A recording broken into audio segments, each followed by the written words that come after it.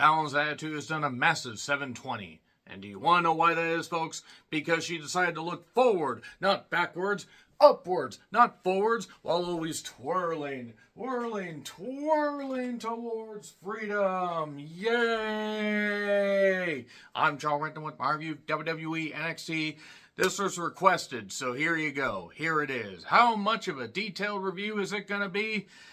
Guys, let's be perfectly honest. When it comes to NXT, there's some good stuff, and then there's Booker T on commentary.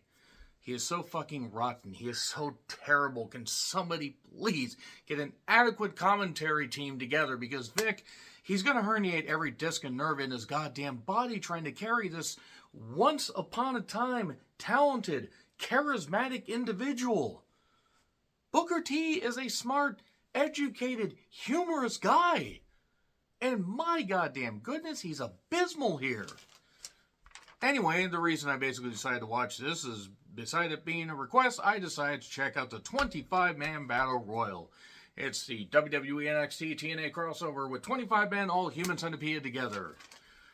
So apparently, people in the Capitol Wrestling Center, or the PC, or whatever the fuck they're calling it, they believe in Joe Hendry.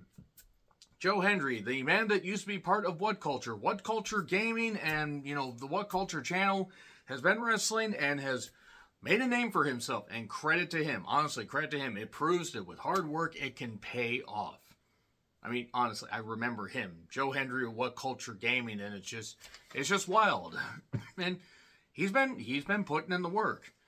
I did find it funny the commentary called him a young upstart, and he's 36. I'm not saying that he doesn't have a few years left as far as prime, but let's not act like people that are approaching 40 are necessarily young upstarts. So, yeah, a bunch of guys are already in the ring. You have JeVon Evans, who apparently is somebody I have been told I need to keep an eye on. So, okay. Shawn Michaels has an eye on him. Which eye? I'll let you decide. So, Joe Hendry did get to cut a promo. He got to spend more time cutting a promo than he had in the ring because he got tossed out immediately and people booed. Kazarian is in there. Kazarian is in his mid-40s and still moves really well, and that's great. Kazarian is still having a lot to give to professional wrestling. Various others do shit. Why was this guy, Tank Ledger, I think is his name, why was he dressed up like a member of Public Enemy?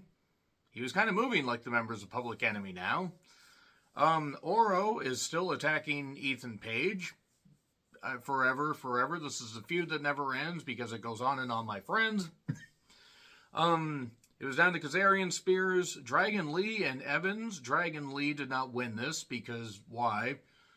And yes, I know he's on the main roster. They had to fill this out with people. But yeah, Kazarian being the guy that moved the best out of 3 of the 4 as Saints. Well, I mean, Dragon Lee just wasn't going to do most of his shit. And Spears, he's a utility player.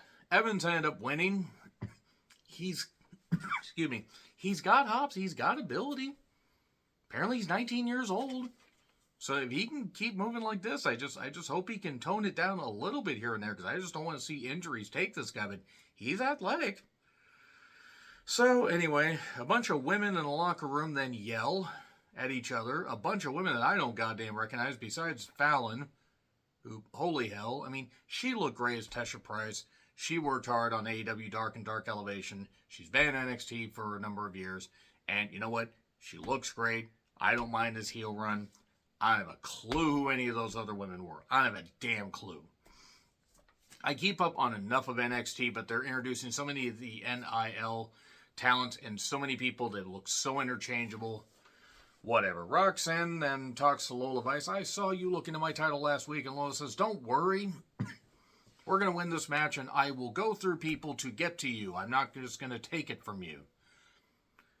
Okay, so then Chase U. Why is Ridge in it? Why is Chase U? Genuinely. I mean, you have Thea, who has potential to be somebody that fans can buy into, and you have this bullshit. Why is the OC there? Why is Shawn Michaels is the Booker of the Year with shit like this?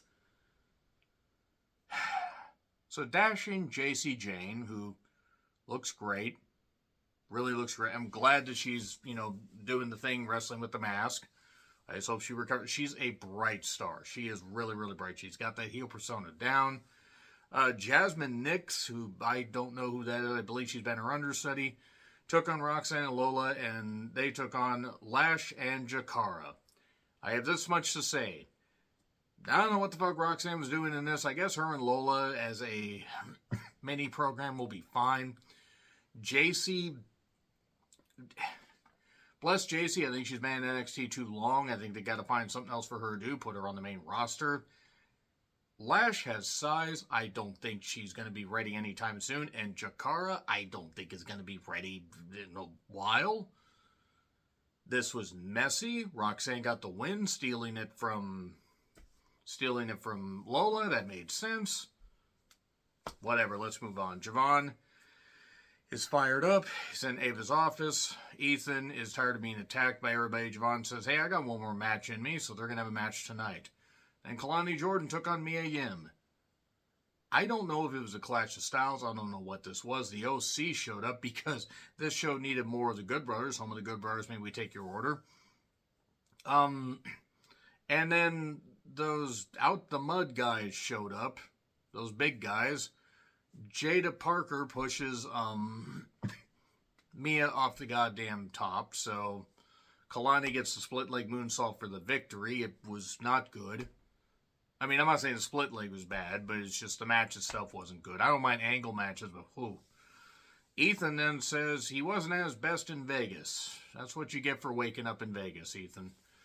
And he's going to beat Evans tonight. Izzy Dame apparently is a former volleyball player, and she came up with a term called NARPs, non-athletic regular people.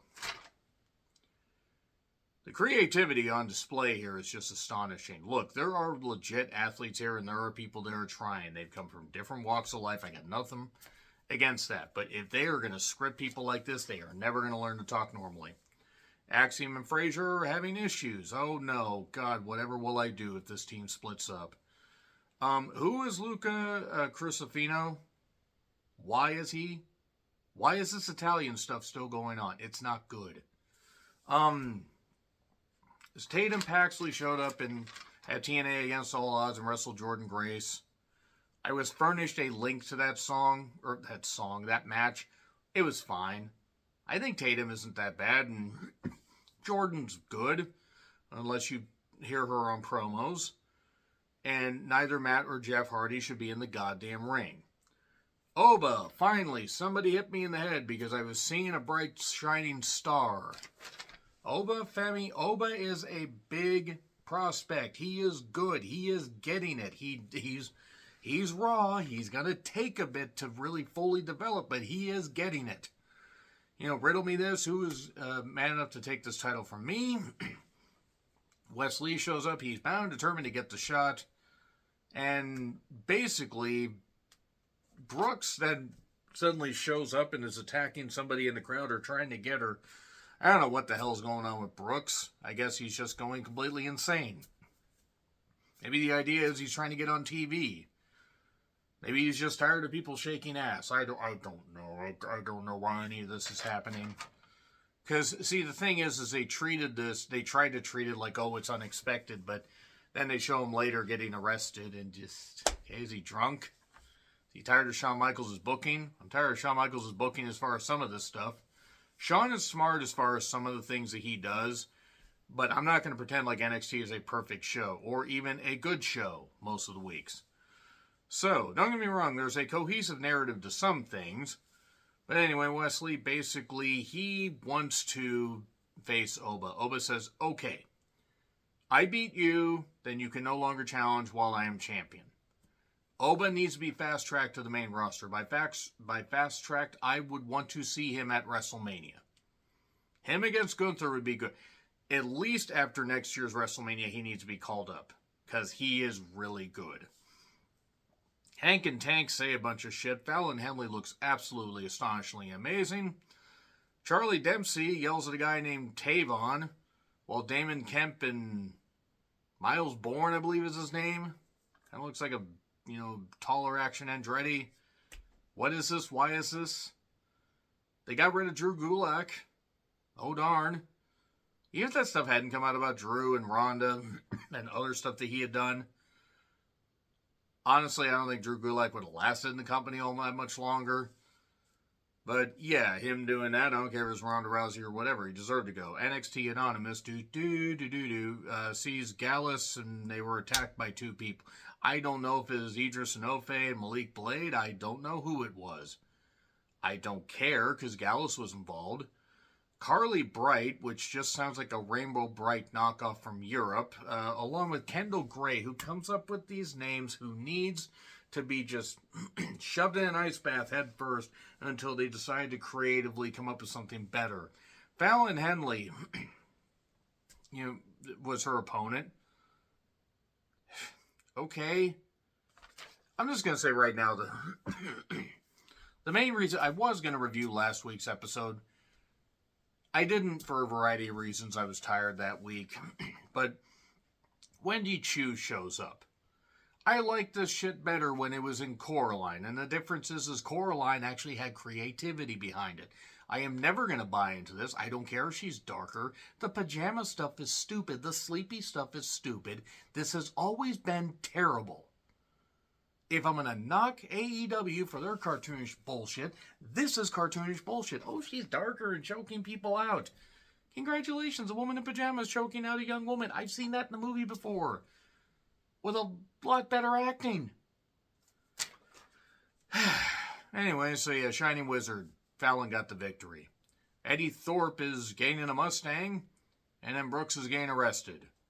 Trick talks to Evans, and Evans says, after I beat Ethan, it'll be me and you at Heatwave. Gallows and Anderson lost to Chase U because this program needed more bullshit. Ridge apparently helped Duke Hudson. And Ava's trying to decide what to do with the North American Women's Championship, or who to program Kalani with. Ariana Grace is the most infuriating person that I see on the women's roster. And I'm not even saying infuriating as far as a heel. I don't get the character. I don't want to get the character. I don't need to get the character. Sol Ruca against Ariana next week. Cool, whatever. JC, Fallon, and Jasmine apparently are going to be a trio. That's fine. It'll help Jasmine. It gives JC and Fallon something to do. You could put JC in the title picture, but no, why be smart? Then JeVon Evans lost to Ethan Page, and then Trick attacked, and Spears showed up, and big old schmoz. We're getting a 4-way at Heatwave. Hooray! That's your NXT review till maybe Heatwave. I'll see how I feel, because I don't know how much more Booker T's commentary I can stomach before I just say, give me another option, USA Network or Peacock. Give me something where I don't have to listen to this abomination of commentary. There were good parts of this show, but god damn it, NXT is such a mess. Agree, disagree, what I said, like, share, subscribe, Twitter handle in the description. I'm John Rentlin. I'll see you soon.